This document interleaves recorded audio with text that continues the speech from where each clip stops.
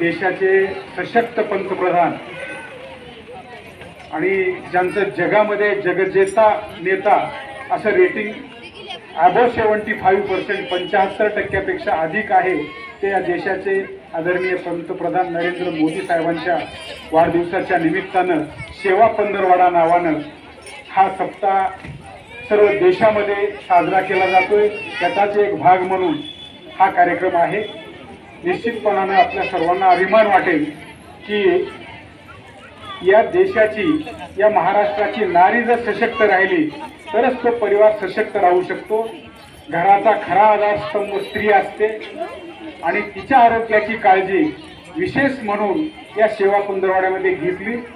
त्याचाच एक निश्चितपणानं फळ आहे की आपल्या किनगावमध्ये नंतर डॉक्टर साहेबांनी सांगितलं की अहमदपूरलाही प्रत्येक ठिकाणी हा सेवा पंधरवडा साजरा केला जाणार आहे।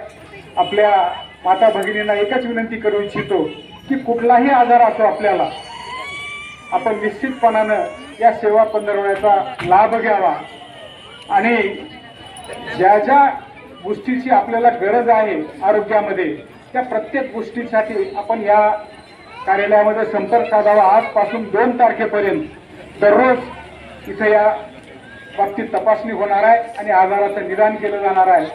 यापेक्षा अधिक न सांगता आपण याचा जास्तीत जास्त लाभ घ्यावा अशी विनंती करतो। इथंच थांबतो। जय हिंद, जय महाराष्ट्र।